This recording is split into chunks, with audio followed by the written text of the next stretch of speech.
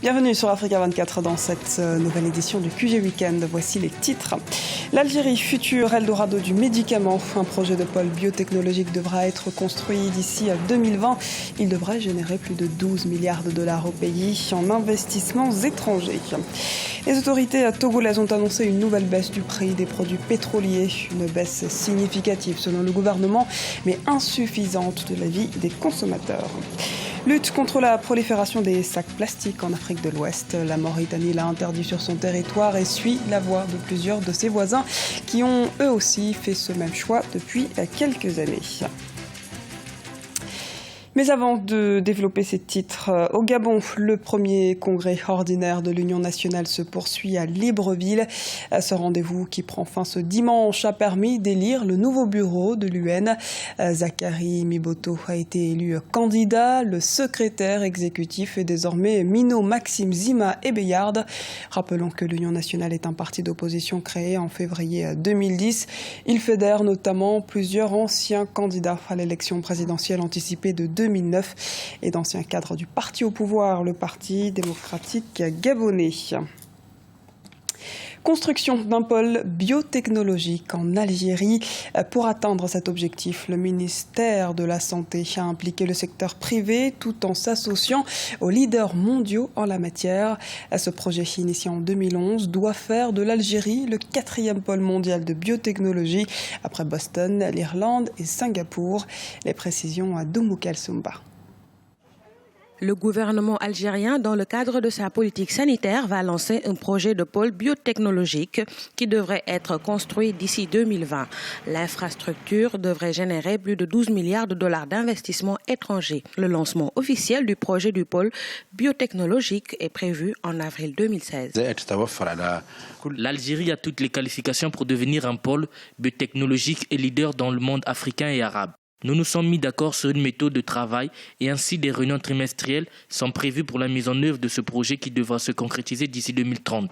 Deuxième marché pharmaceutique sur le continent africain après l'Afrique du Sud, l'Algérie enregistre des ventes annuelles de produits pharmaceutiques estimées à 3 milliards de dollars. Selon les experts, les efforts déployés pour attirer les investisseurs étrangers semblent porter leurs fruits. Notre participation, c'est de créer des partenariats avec les sociétés américaines, en plus de ce que nous avons dans notre organisation, GLCE, qui est aujourd'hui au stade des startups.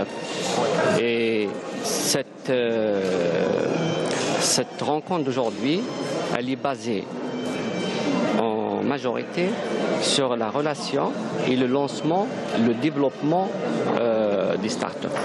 La consommation de produits pharmaceutiques est stimulée par le système de santé algérien. Il offre une couverture quasi universelle et une gratuité des soins. Les Algériens ont également accès aux médicaments grâce à la carte à puce individuelle Chifa.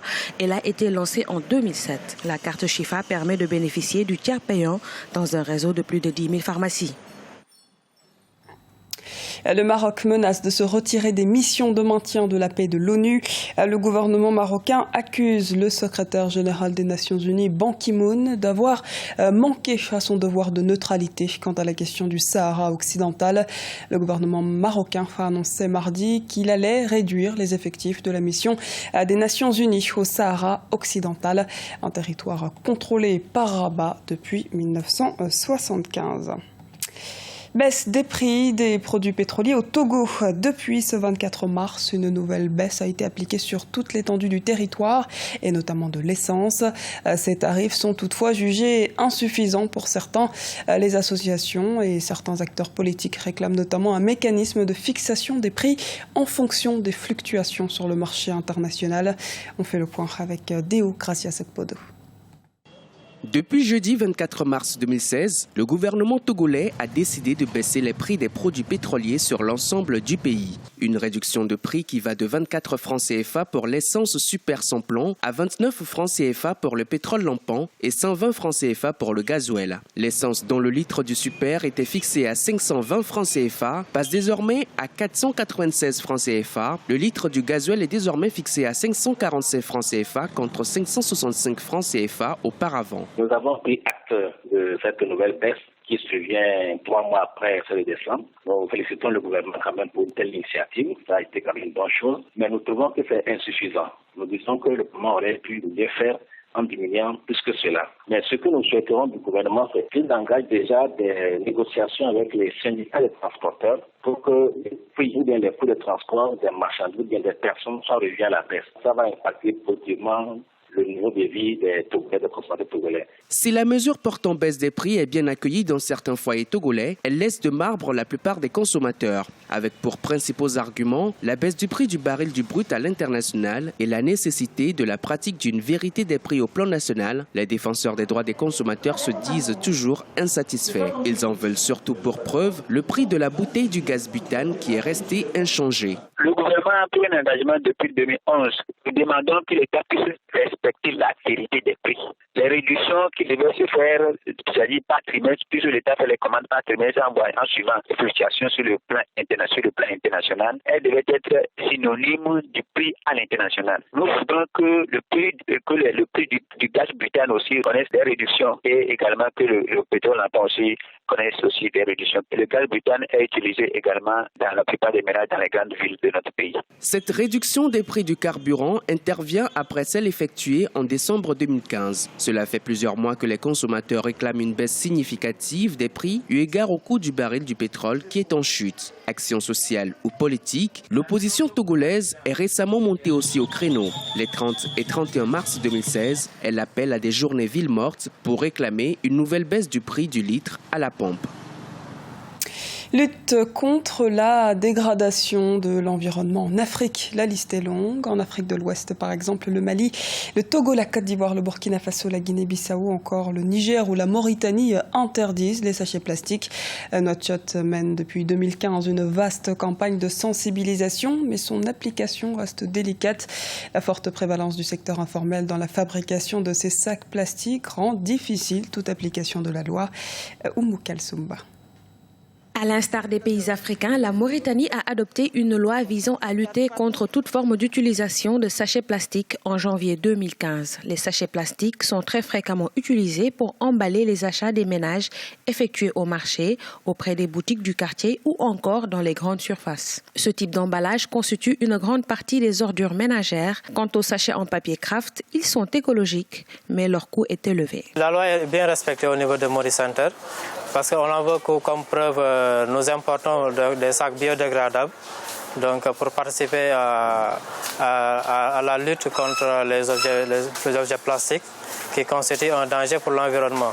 Selon les chiffres de 2015 du ministère de l'Environnement mauritanien, sur 56 000 tonnes de déchets produits dans la ville de Nouakchott, 25% représentent des sachets plastiques. Pour mieux protéger l'environnement, les autorités mauritaniennes encouragent l'utilisation des emballages biodégradables. Une vaste campagne de sensibilisation a été lancée. Si cette mesure a connu au début des difficultés d'application, aujourd'hui, les Mauritaniens s'adaptent. Il y a des actions qui sont en train d'être menées au niveau national.